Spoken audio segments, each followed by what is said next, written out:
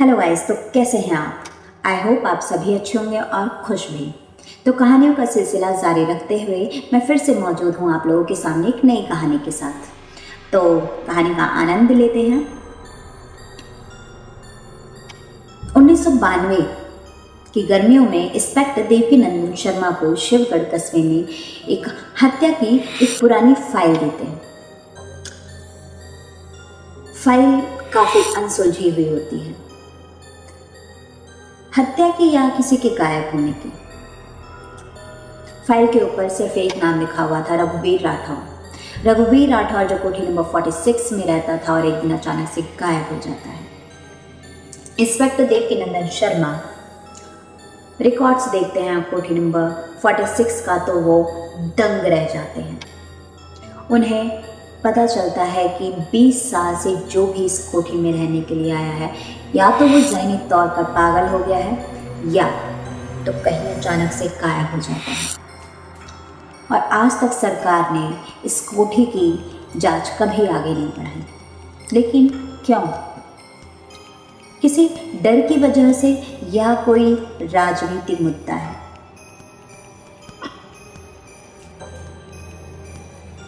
शर्मा साहब अब ठान लेते हैं कि इस कोठी का सच तो बाहर लाना ही पड़ेगा। इस कोठी के राज का पर्दाफाश करना ही पड़ेगा।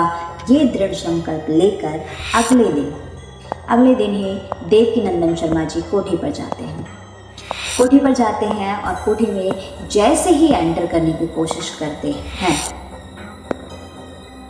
मानो कोठी का दरवाजा चीख चीख कर अंदर आने के लिए मना कर रहा हो। लेकिन संकल्प का पक्का व्यक्ति इंस्पेक्टर देवकीनंदन शर्मा जी एक लालटेन और एक सिपाही के साथ कोठी में दाखिल हो जाते हैं। उन्हें एक अजीब सी ठंडक का एहसास होता है। आसपास की दीवारों को देखते हैं तो उस पर कई आकृतियां बनी हुई हैं, जैसे मानो उसे किसी ने अपने नाखूनों से खरोच खरोच कर बनाया हो। वहीं पास में एक पियानो पड़ा है जो काफी पुराना जान पड़ता है, जिस पर भारी धूल जमी हुई है। और जहां तक उसे देखकर मालूम होता है वो पियानो खराब है। लेकिन रात 2:44 पर वो पियानो खुद ब खुद बजने लगता है। ठंडी हवाएं चलने लगती हैं, खिड़कियां अपने आप खुलने और बंद होने लगती हैं।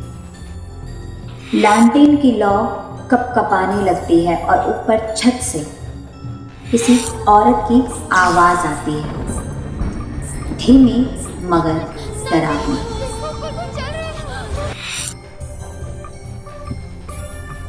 देवकीनंदन शर्मा उसी वक्त कोठी से बाहर आ जाते हैं। अगले दिन वो फिर कोठी में जाते हैं, लेकिन इस बार कोठी में उन्हें एक कमरा दिखाई देता है जो देखने में ही काफी रहस्यमय लगता है। देखने से ही उसे पता चलता है कि उसमें न जाने कितने राज दफन हैं। कमरे के दरवाजे के ऊपर लिखा था R। वो दरवाज़ा खोलने के लिए जैसे ही आगे बढ़ते हैं, वो दरवाज़ा खोलते हैं, लेकिन दरवाज़ा नहीं खुलता। दरवाज़ा इतनी मजबूती से लगा हुआ होता है मानो अंदर कोई दरवाजे को पकड़ कर बैठा हो और वो ना चाहता हो कि बाहर वाला कोई भी व्यक्ति अंदर आए। इंस्पेक्टर देवकीनंदन शर्मा दरवाजे को धक्का मारते हैं और दरवाज़ा खुल जाता है। लेकिन कमरे से एक अजीब सी गंध आती है जो काफ़ी सड़न जैसी होती है। वो कमरे में दाखिल होते हैं। सामने दीवार पर वो देखते हैं एक तस्वीर लगी है महिला की, जिसकी आंखें लाल है, जो गुस्से में लग रही है, लेकिन उसका चेहरा मुरझाया हुआ है। वहीं तस्वीर के बाजू में एक दर्पण है जो काफी धूल खाया हुआ जान प्रतीत होता है। देवकीनंदन शर्मा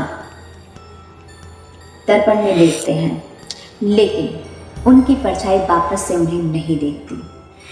लेकिन दर्पण में से किसी की तो परछाई है जो रहस्यमय तरीके से मुस्कुरा रही है। वहीं बाजू में एक बड़ा सा लेकिन पुराना सा संदूक है। इंस्पेक्टर देवकीनंदन शर्मा बड़े ही सावधान होकर संदूक को खोलते हैं तो उसमें से एक डायरी निकलती है।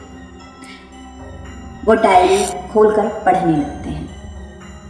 डायरी में लिखा था, मैं शारदा को धोखा दे रहा हूँ।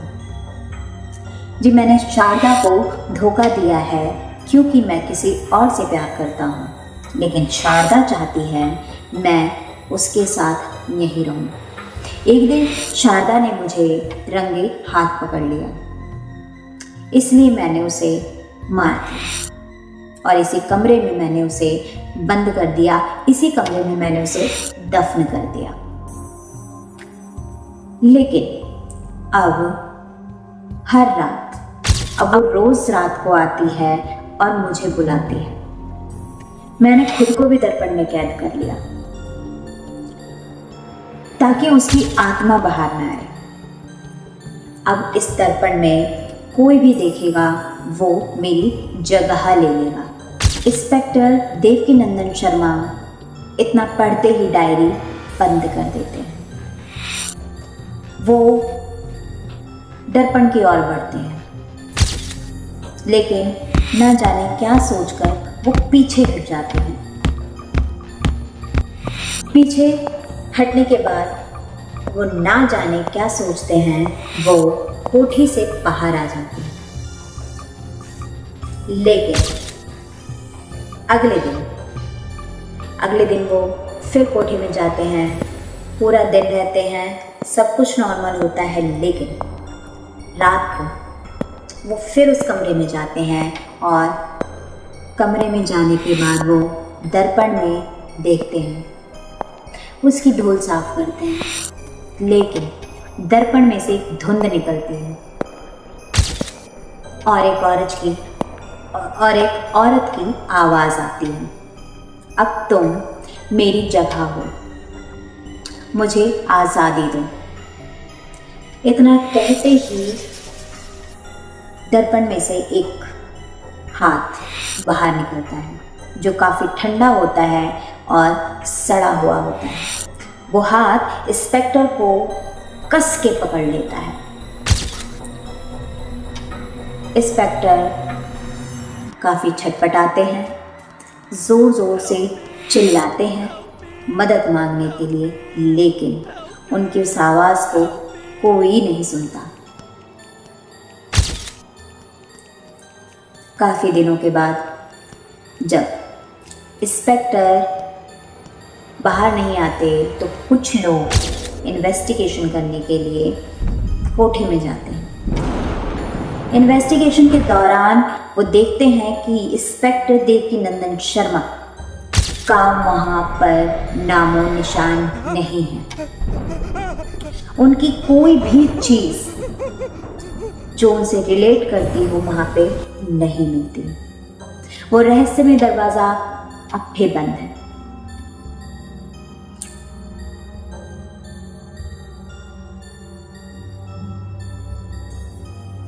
लेकिन उस दरवाजे में जो दर्पण है वो अब भी हिलता है, मानो उसमें जो परछाई है वो बाहर आने की कोशिश कर रही है।